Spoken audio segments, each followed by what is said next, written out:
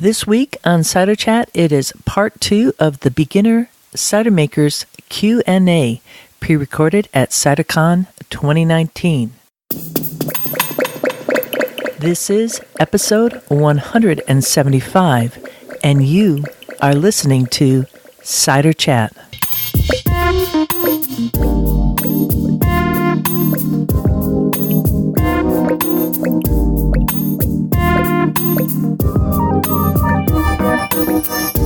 Hello and welcome to Cider Chat.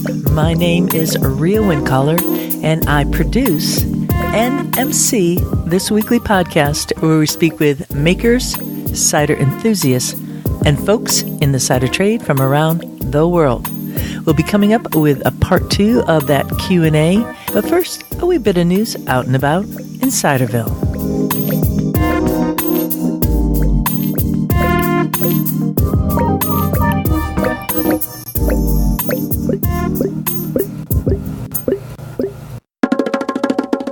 I think I was starting out to be a cider podcaster at an early age because my mom always used this term, I love you a bushel and a peck.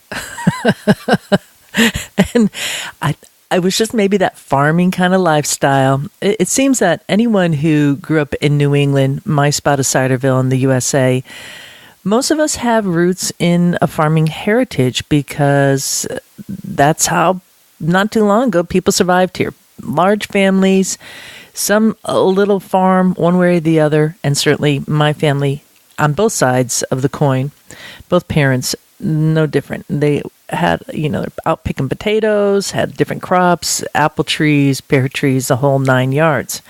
And these little phrases like a bushel and a peck. And that is that little kind of seed that gets planted in one's brain, and you don't know where it's going to lead you, and takes you to this point of being a cider podcaster, which is what I do. And now we are at 175 episodes. That's over 175 hours, because if you add on a little bit here or there, some extra bonus content, that is a lot of time. So let's do the math. There are 24 hours in a day, and there are 7 days per week. At 175 episodes, I have now produced enough cider content that you could listen nonstop for an entire week. And I know some of you are out there cruising and you're doing these like long road trips, and you have done this like straight out Cider Chat road tour, which is so awesome. Absolutely awesome. In the context of a content that is now out there with, I don't know how many countries, I'm going to say 16, 17 countries, nearly every state in the U.S., parts of the southern hemisphere, and definitely the northern hemisphere. That is a lot of content, Ciderville. That is a lot. That's a lot of content. And the interesting thing about a podcast, it's both blogging, so there's always show notes, and I pride myself in offering up good show notes, the contact info for all the people on there. And then you have this audio piece that you get to download and listen to at your own leisure. The beauty of the podcast is that you could kind of keep on going back 15 seconds, depending on what app you're using, and going over that piece, critical info. I do it all the time with my favorite podcasts. I listen to podcasts on podcasting so I could deliver you a better service. And some of the recent episodes we had, if you don't know about them, you should definitely know. Going back to episode 168 with Ryan Monkman, that was Barrel Aging Cider Inspiration, where he just goes through a magnificent amount of info on oak, its use with cider, the flavors that it lends. There's bonus content now, about 40 minutes plus of bonus content up on the Cider Chat Patreon page. That is a page I use to help support this podcast, so people sign up to do a monthly donation. And then there's also Is the Cider in Your Cup Dry or Sweet? That was a recent CiderCon recording with the New York Cider Association, doing a dry scale. Then recently, bringing you inside a look at one of the world's most renowned cider makers, Eric Bordelet in Normandy, France. taking you on a tasting at his domain. That was like a 2-part piece, the cider tasting with Eric Bordelet, and then there was a bonus piece where Bordelet talked about everything from pressing the juice to bottling it. That's up on the Patreon page. And then recently, a fantastic discussion with my friend Lee Reeve of Cider Japan, the first and only bilingual magazine in Japan on all things ciders. In Japan, it's something you should definitely subscribe to. Keep it on your bookshelf. Links in the show note. And then last week, we had that first part of the Beginner's Cider Making question and answer period, a 5-panel discussion that we're going to get to coming right up.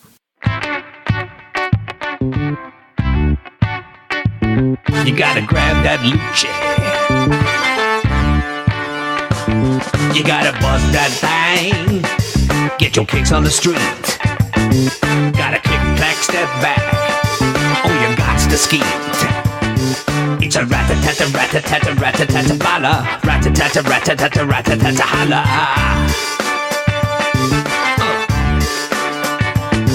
I don't wanna be pushed like I do the pushing. When it comes to the cheddar, keep it under the cushion. I don't wanna be ganked like I do the gank. And when it comes to the cake, beat me, you think. I don't wanna be pushed like I do the pushing. When it comes to the cheddar, keep it under the cushion. I don't wanna be ganked like I do the gank. And when it comes to the cake, beat me, you think.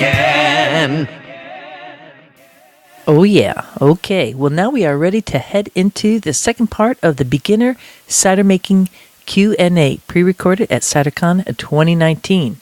There were 5 panelists. If you want to listen to part 1, just go back an episode to episode 174, and you could hear the full intro for the panelists. But in the meanwhile, let me give you a little bit of a setup if you're kind of new to this discussion. CiderCon is the annual trade conference put on by the United States Association of Cider Makers. It took place in Chicago at the tail end of January. Actually, the first week of February, 2019. I was narrating or kind of moderating this discussion. The 5 panelists were up in front, as was I, and then there was a microphone down in the audience. And so you'll hear each person asking a question, introducing themselves.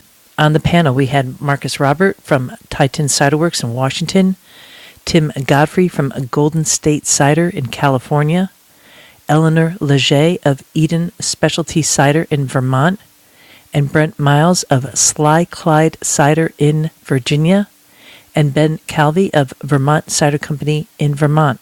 In part 1, in episode 174, these are some of the topics that were covered, such as how to describe what is cider to people.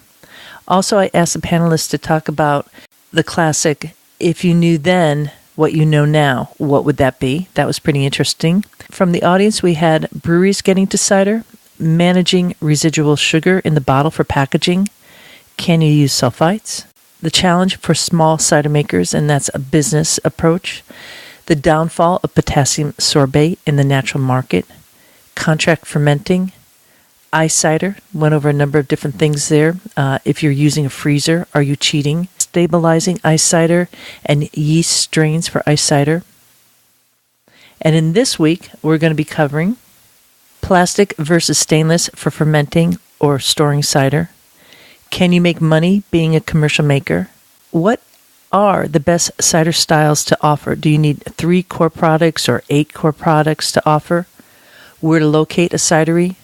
Should you take out a loan when going full into cider making, or perhaps use Kickstarter? What is the most crucial piece of lab equipment to have starting out? And best fermentation temperatures. And there might have been a little bit more in between. So let's head straight to the Beginner Cider Making Q&A with a question from a maker in Canada. Hi, I'm Marcus. I'm from Canada as well. I have a cidery up there. Just wondering, we're pretty new and pretty small, so I've heard or seen on the internet some people will use plastic instead of stainless steel in fermentation or storage. Just wondering your opinion on that. Yeah, it's cheap and totally fine to use, like IBCs or flex tanks. The only problem ends up being temperature control, which is very important. And some of the, I can't remember the brand, but there's some that have like a no glycol cooling system that you can buy.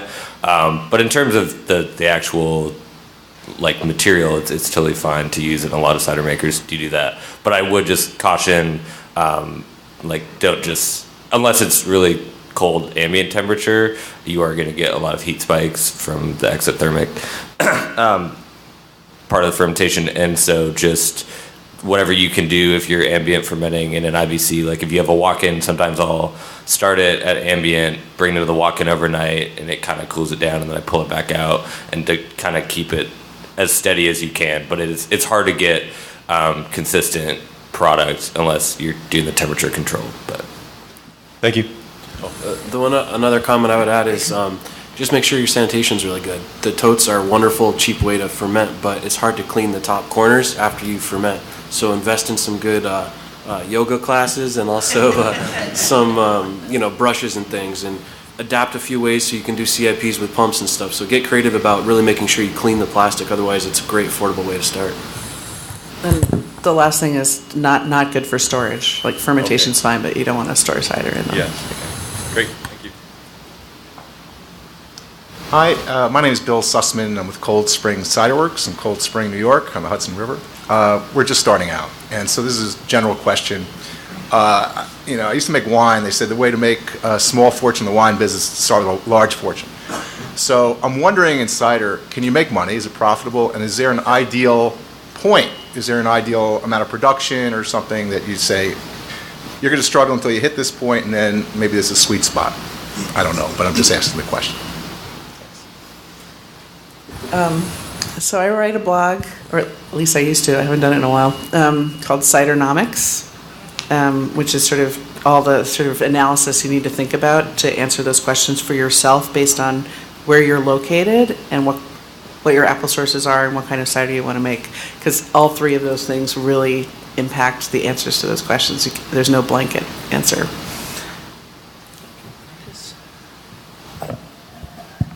It really depends on what you want your business to be. Most of the time I'm talking to people wanting to start up a business, and they're already talking with distributors and trying to sign contracts, and before they even really have a product made.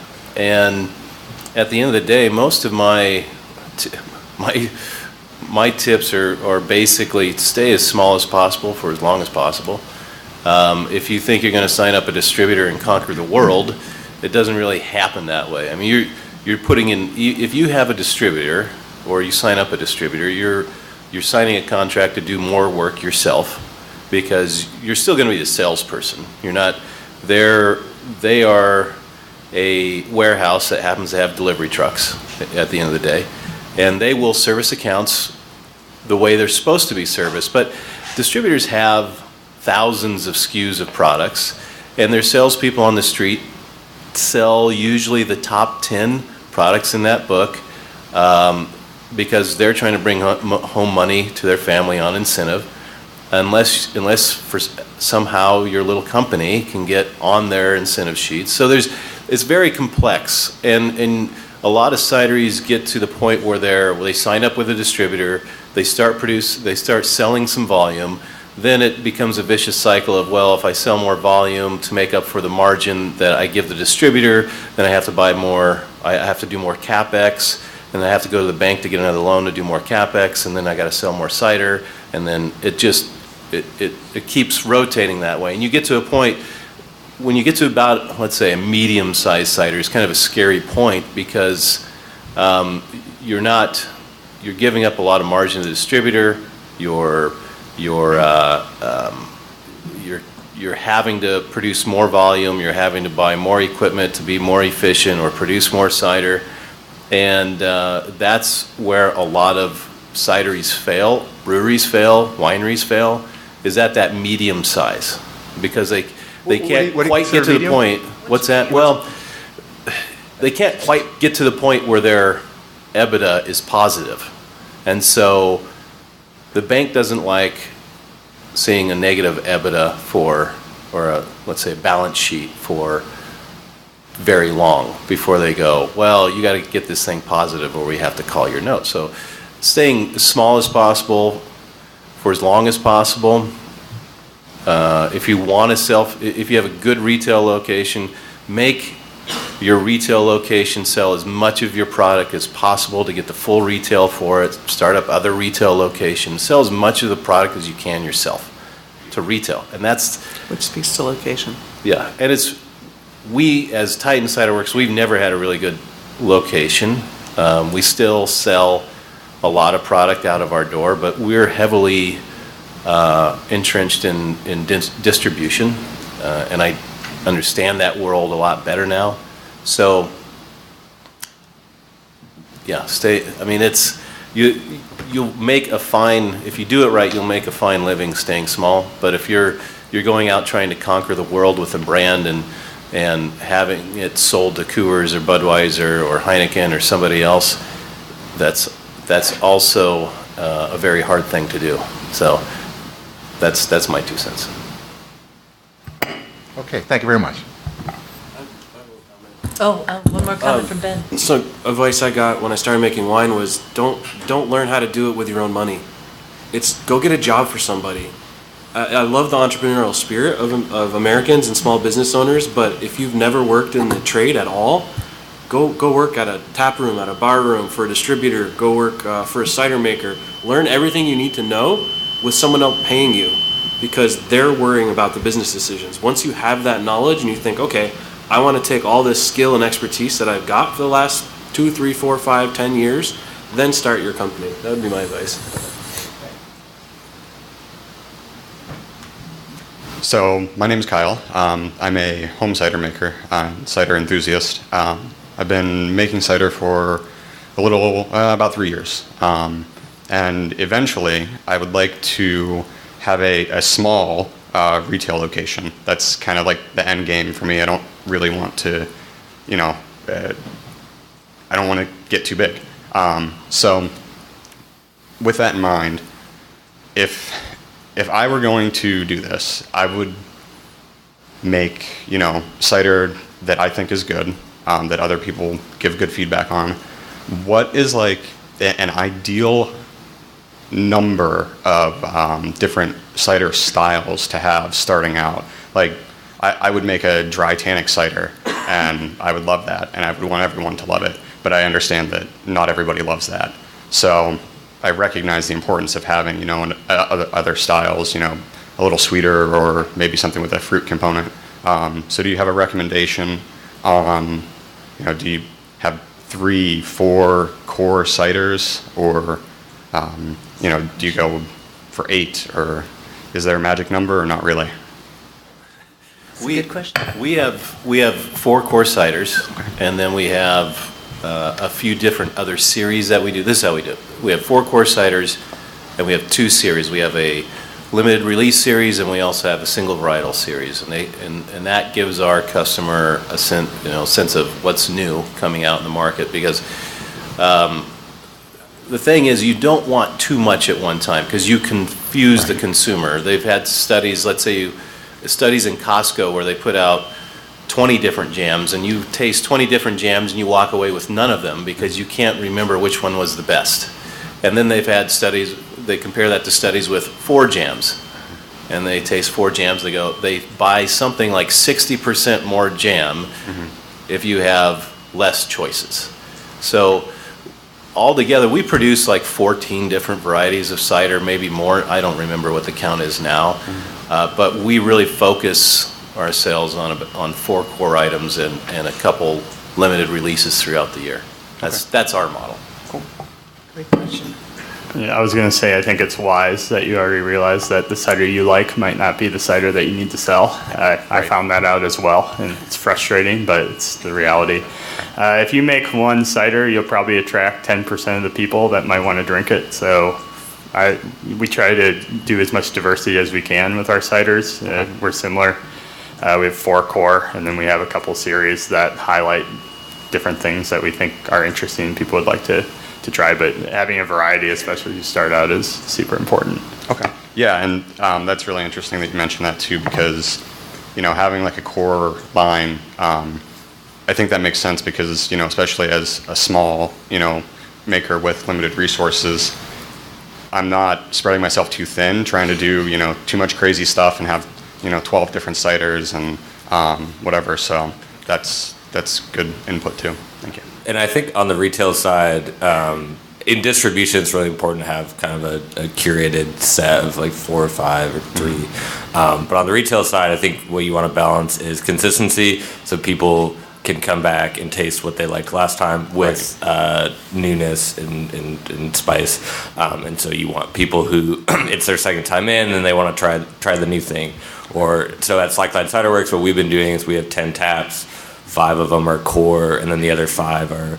So one is like a reserve series, or 2 taps are like a reserve series, and 3 are kind of monthly rotating. Okay. So we do a kind of monthly release of new flavored ciders. Okay. And it's also dependent on the variables that you have to work with. So if you are just buying juice, you can't do much with different apples except for maybe a couple times a year. So you're dealing with different sweetness levels or acid levels or adding different flavors. And so don't forget that, what a lot of people like these days are flavored ciders. And you can have a really good base and make basically unlimited number of ciders from that base if you want to. But I just would, so I think on the retail side, you have a bit more flexibility to go a bit wider, but you do still want people to come back and try the thing that they liked last time, so that they're not always like getting kind of confronted with these new flavors. So, thank you. Thank you. Hi.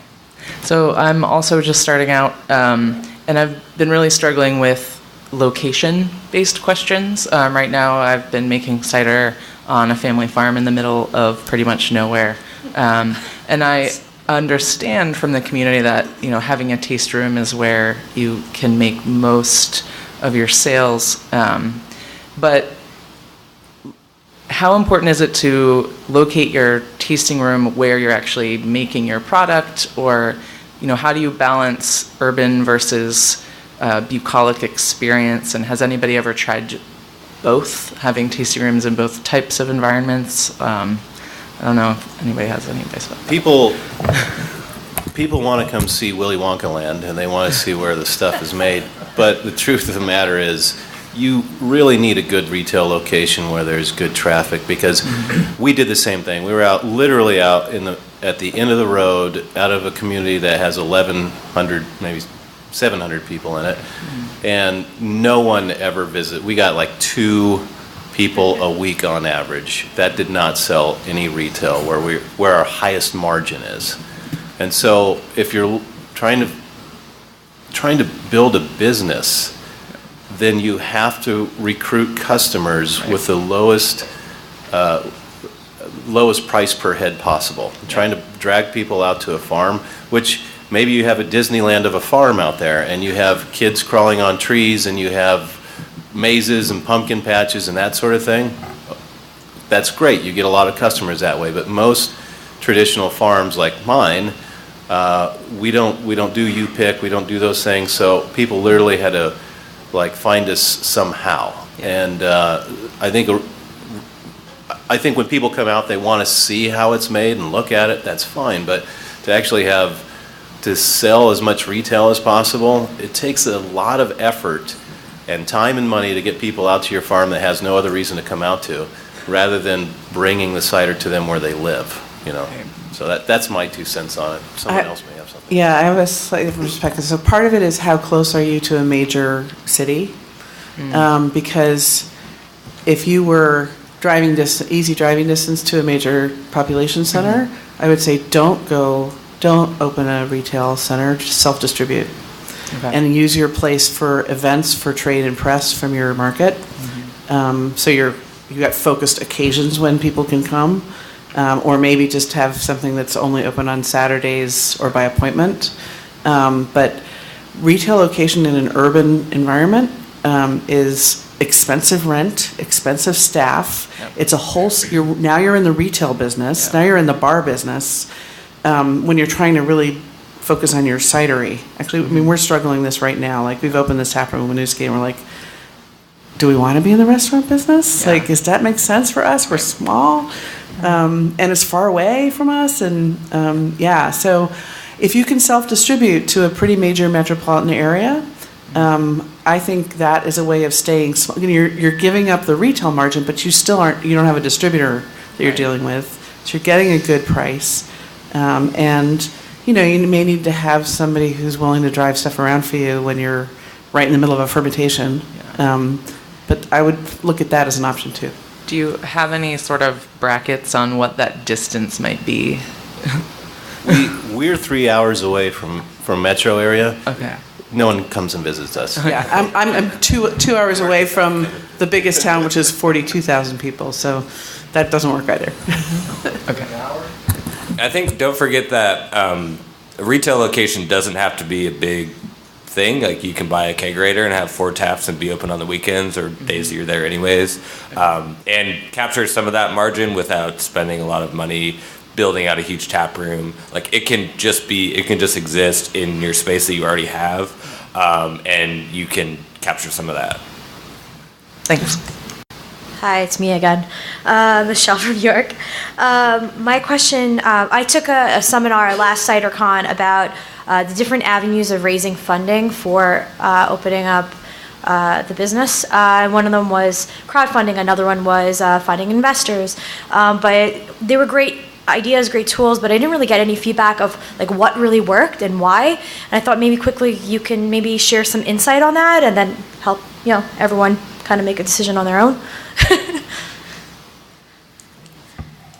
Life is better when you don't borrow money, but that's not super available to everybody.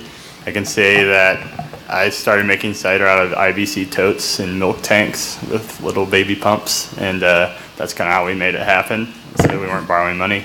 I can't really speak towards crowdfunding because we just tried to keep everything organic as possible, but that's always when people are coming to me and they say, how am I going to afford this? It's like, well, you don't have to have your dream cidery when you open. You can start super, super low and grow there. And there's a lot of, I would imagine most people sitting here with me made cider in totes at some point, and that's how they got started. That's my feedback. Thank you. Keep your day job. Always, right? I'm really serious. I think like a really viable small cidery model is you have a day job. This is your passion. You do it on the evenings, on weekends, as a way of getting started. And then if it looks like it's going to go somewhere, that's awesome. But if it doesn't, you haven't killed yourself and bankrupted your home, mortgaged your home, whatever. How about like Kickstarter? I've seen like it work in the beer world. Again, I understand it's a different world, but I've seen a lot of breweries in my neighborhood like Kickstarter and whatever the other ones were, and they've at least gave them a step in the right direction.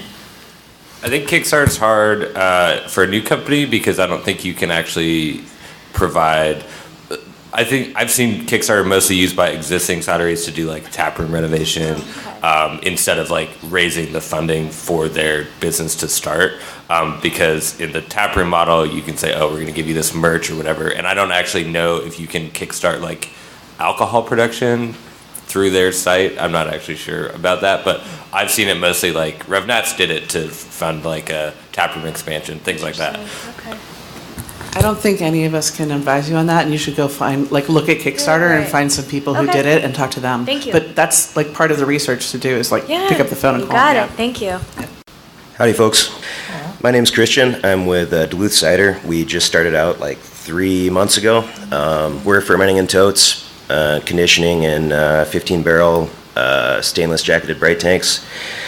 Pretty small. We're looking to do some expansion. And I just had a question about lab equipment and what you find is like the most crucial piece of lab equipment that you find helps improve your product without dropping a ton of money. To paint a little more picture, I've got like I think it's an SA 100 Vinmetrica like sulfite meter and a scale and a wine thief, and that's about it. So any advice on expanding my lab? And yeah. Hydrometer and a we got a thermometer. We got a hydrometer and a we got thermometer. Yep. Yeah. Anything else? I think you basically have what you need. Everything else, you're going to be looking at, if you want a base piece of automated equipment, it's going to be starting at like 50 grand. Yeah. If you want something that you can put samples in and plug in, you're going to spend a lot less money just sending samples out to ETS labs. Oh, if okay, you want yeah. something done. Yeah. I think you want to measure your basic chemistries. Temperature, pH, get a benchtop pH meter. If you can't afford that, get pH strips. You want to measure acidity, titration equipment, very simple. You want to measure sulfites. You can get those kits. They're very cheap kits, but find a way to measure sulfites. And eventually you want to measure alcohol and CO2. So alcohol, you can get a biliometer from a yard sale probably somewhere, or you send something out to a lab. I don't know. Those are the basic chemistries I measure every day. Sweet. Those basic 5 chemistries. Yeah, awesome. Great. Good luck. Thanks. Hi, my name is Joe Ferrier, and I'm from Ficklewood. We aren't open yet, but we're looking to open in summer. In fact, I'm getting pictures from our contractor of concrete saws and scaffolding, so it's kind of interesting. We're in Long Beach, California, which is just right to the line. We're at the end of LA County, right where Orange County starts, if anybody didn't know where that is. But yeah, so my questions, I actually had 2 questions it's all equipment related. So one, I wanted to see if anybody had any practical experience that they could share on filtration, lenticular, cross-flow, what preferences are. And the other is experience that any of you have had with using hopback systems or similar to systems with things other than and including hops. So for botanicals and things like that. So yeah. For filtration, depending on your size, if you want to be moderately or kind of grow, you'll need to get cross-flow at some point. For smaller operations, I don't like recommending a lenticular unless you know how your cider filters. And so to know that and know the micron sizes of the pads or membranes that you're going to use, you would need to start with plate and frame, which is a great low-cost option. You do need to, unless you're going to do a couple passes with different coarseness, you'll need to probably do some clarification or settling, depending on your turnaround time. But so I like to recommend starting with a plate and frame if you want filtration, and then basically skipping lenticular and moving to cross-flow at some point. The cross-flow just aids a lot in your turnaround time. You can go straight from the fermenter to the bright tank, and you're going to just recoup a lot of the losses that you'll see from the multiple rackings and tank movements that you need for the plate and frame. Can you just add how much a cross-flow filter costs these days? Well, they range, but for a good one, it's like $100,000. And just for filtering. Yeah. But I mean, if I had to just do everything in totes and have one piece of equipment, I would choose a cross-flow filter. So you can find DE filters really cheap right now. A lot of people are moving up, so there's some small units that are available. I see them all the time. You can DE filter to Diatomaceous. Yeah, diatomaceous earth filter over to a pad filter is something that we've done in the past. It's a nice cheap option too, before you get to crossflow. Okay. I think it's like a small 2-element crossflow. You can find some of the less expensive models for around $30,000. They'll do, you're not going to do 6,000 gallons a day with it, more like 1,000 gallons a day. But there's that. The prices of plate and frames that you'll start with are usually between 6,000 and 10,000 for a small one, kind of thing. Because anything that's made out of stainless steel is not moderately priced. It's always at the top end. Yeah. Any of you guys use the hopback, the second question? Or some kind of extraction? Yeah, we use a hopback. We found it. We actually built our first one. It was super sketchy, but from there are some commercially available options there. I like it because it's super clean and it's way easier than digging out tanks or anything if you're dry hopping or you're making any sort of added adjunct adds or something. If you use ginger, well, digging ginger out of a tank is frustrating, but trying to filter it is even more frustrating. So there are some commercially available options out there. Cool. And they're awesome. Thank you. Great. I like using like the mesh hot bags, like from BSG or wherever, and basically just throwing them in the fermenter. If you're getting custom fermenters made, you can have them put hooks on the inside of the manway doors. And you can then hook the bags to those, so you're not actually having to dig anything out. Or if you're buying wine tanks that have outswing manway doors, those are really easy on like slope bottom tanks. But then it keeps it kind of contained. You get a lot of contact time. It does affect your process because you're kind of doing separate batches as opposed to making a base cider and adding flavoring later. So it's dependent on a lot of things, but that's kind of my preferred method. One more question. Hi there, my name's Giff. I'm from New Hampshire. I have a small on-farm cidery for our local pick-your-own fruit farm that we run. Fermentation temperatures. Someone brought up a fermentation spike. First question is, what constitutes a spike? Is it 2 degrees? Is it 10 degrees in fermentation temperature? And second, there's always the range, temperature range on any cultured yeast. Do you guys ride the lower end of that range? Do you ride the higher end? Where have you found your best fermentation temperatures? Low and slow. So usually whatever yeast you choose to ride the lower end of it, that's where cider aromatics are pretty delicate. They blow off really easily. So we try to keep it low and cold. We have on a jacketed tank, we usually set a differential of 2 degrees, so that's clicking on if it hits 2 degrees above or below what it was set at. Tank design is important too. If you have a big boxy tank, that means in the middle of that tank it's a lot warmer than where your temperature probe is on the edge. So some of that involves tank design, and we talked about totes quite a bit. Well, not quite a bit, but we talked about totes a little bit, and you have no power over that with the tote. Unless they do make some cool things. You just hook up to glycol and you just stick them in there, and it's like a little plate. But still, then you're trying to take samples and keep your temperature, and that also requires someone being there like all the time. So yeah, low and slow, and get nice narrow tanks. Got it. If you're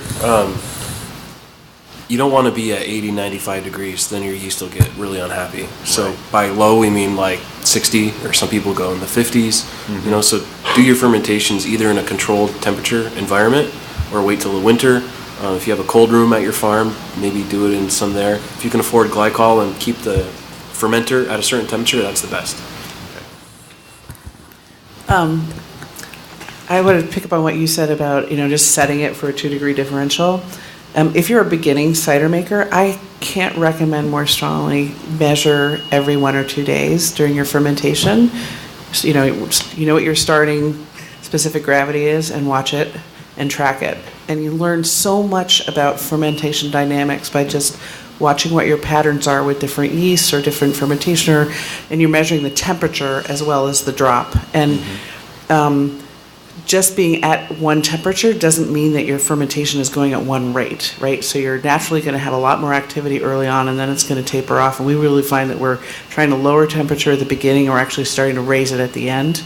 And a happy yeast fermentation is usually somewhere between 1 to 4 points of specific gravity drop a day. And if you're getting out of those bounds, you're getting too slow or too fast. So when you say 1 to 4 points, right on the specific gravity scale, correct? 1.001 to 1.004. Okay, the got it. there. Yeah. I'm with you. All right, thank you. Well, I'm sad to say, we have reached the time limit for this seminar this morning, although I know that, and I just want to reintroduce Ben Calvi, we have Brent Myles, Eleanor Leger, Tim Godfrey, Marcus Roberts. They're all going to be willing to chit-chat with you, whether right after this or at some other point. And just a kind of an ending thought, all the information you got, you're also kind of following your bliss. So keep the heart of cider in that mind too. It's a worthy endeavor, and these kind of opportunities to talk, we probably could do this all day, so I hope we get to do it again at future CiderCons. So thank you all for attending, and enjoy the rest of the sessions and CiderCon.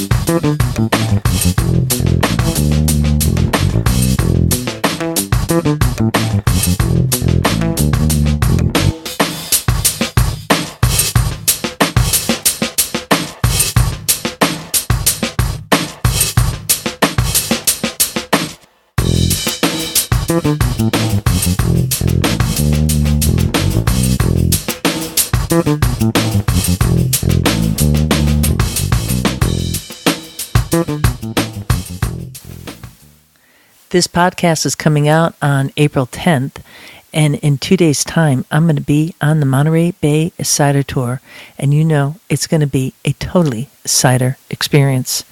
These cider tours are rolling out. This is the first one in 2017. The next one set up is in Normandy, France, the last week of September. Now is the time to get your reservations. Go to the Totally Cider page at ciderchat.com. And if you want to land early and go to the Luminaries exhibit in Paris, where they're doing like 3D experiences of Van Gogh and other artists, you could actually watch a video of this experience with the Luminaries. There is a link at the Cider Chat Facebook page. So contact me about that. We have some good rates right now for folks coming in early on the tour to stay at the hotel that's very close to the Arc de Triomphe. We're going to be finishing that cider tour at Palms, which is the cider restaurant with a Michelin bib. That's like Michelin star rating in Paris. They're super stoked. If you don't follow them on Instagram, you should. It's POMZE. Always bringing in tasting, always having like the best ciders that they could get in that entire region and beyond. It's a happening place. I'm looking forward to reaching down the ground, picking up a pear, and biting into it, and just having that juice experience. Listen to Americans in Paris if you want to hear some of that experience that the folks on last year's trip took. And I want to hug an ancient pear tree. You got to hug the trees. I mean, that's what it's about. And drinking the cider and Bordelet too. All right, I'm going to be rolling out of here.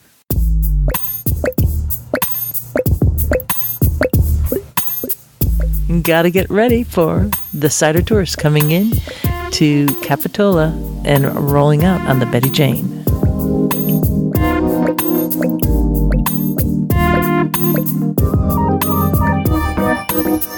This is a Real One Caller signing off for now. Looking forward to seeing you in Ciderville.